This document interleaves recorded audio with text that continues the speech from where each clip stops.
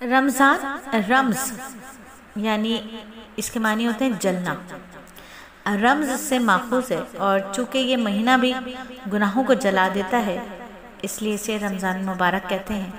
یا رمضان رمز اس کے معنی ہوتے ہیں زمین کی گرمی سے پاؤں کا جلنا، اور چونکہ ماہ رمضان میں تکلیف بھی ملتی ہے نفس کو،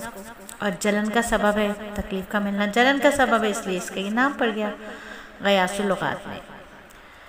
اسلام کی عمارت 5 چیزوں پر 5 ستونوں پر قائم ہے، اور اس میں تیسرا ستون جو ہے وہ ہے روزہ۔ پہلا ستون کلمہ ہے، دوسرا ستون نماز ہے، اور تیسرا روزہ ہے۔ دیکھیے جب انسان پیدا ہوتا ہے اس کے کان میں اذان دی جاتی ہے، کچھ بولنا سیکھتا ہے، اسے کلمہ پڑھایا جاتا ہے، کلمہ پڑھتا ہے، اور جب وہ کلمے کے معنی مطلب کو جاننے کی کوشش بھی نہیں کر رہا ہوتا تو اس پر نماز کی فرضیت آ جاتی ہے۔ ہاں، جب اسے معنی مطلب سمجھ آنے لگتے ہیں اور وہ نماز سے محبت کرنے لگتا ہے تو پھر اس محبت کا تقاضا یہ ہوتا ہے کہ محبوب کو خوش کرنے کے لیے، اس کی رضا حاصل کرنے کے لیے کچھ نفس کا مجاہدہ کیا جائے، کچھ اس کو منانے کے لیے کچھ اس کی مانی جائے۔ پھر روزہ محبت کی ایک اور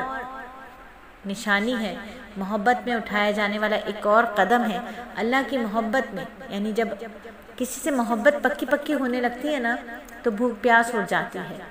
اتنی بھوک پیاس اٹھ جاتی ہے کہ یاد ہی نہیں رہتا کہ کھایا یا نہیں کھایا، بس ہر وقت محبوب کا ہوش، محبوب کی سوچ ہوتی ہے۔ تو اسی طرح روزہ کیا ہے؟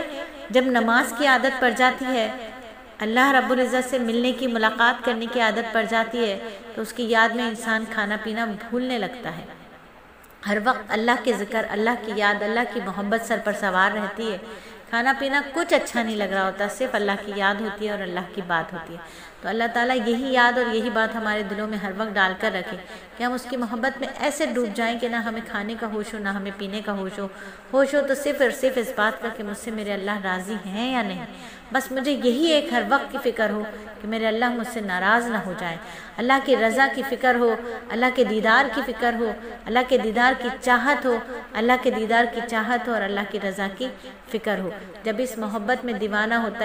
ہوتا ہے انسان تو پھر وہ اپنا جان مال سب کچھ اللہ کی راہ میں لٹانے کا جذبہ لے آتا ہے، اور پھر یہی جذبہ زکوٰۃ کی حیثیت میں نکلتا ہے، یعنی اسلام کا چوتھا رکن زکوٰۃ، کہ مال کی محبت دل سے نکل جائے، یہ مال بھی اللہ کی راہ میں لگا دیا جائے۔ پھر جب اتنی دیوانگی بڑھتی ہے تو پھر دیوانگی ایسی بڑھتی ہے کہ عاشق محبوب کے در پر پہنچتا ہے اور دیوانہ وار چکر کاٹنا شروع کر دیتا ہے، اور اسے کہتے ہیں حج۔ تو یہ اسلام کی بنیاد 5 ستونوں پر ہے، جن میں اسلام کی بنیاد 5 ستونوں پر ہے، جن میں پہلا کلمہ، دوسری نماز، تیسرا روزہ، چوتھی زکوٰۃ اور 5واں حج ہے۔ تو یہ روزہ ہے، اسلام کا تیسرا رکن ہے، اور یہ سال میں ایک مرتبہ ماہ رمضان کے روزے ہر مسلمان مرد اور عورت پر فرض ہیں۔ اور یہ فرضیت کب طے ہوئی تھی؟ یہ ہوئی تھی مدینہ منورہ میں 2 ہجری میں،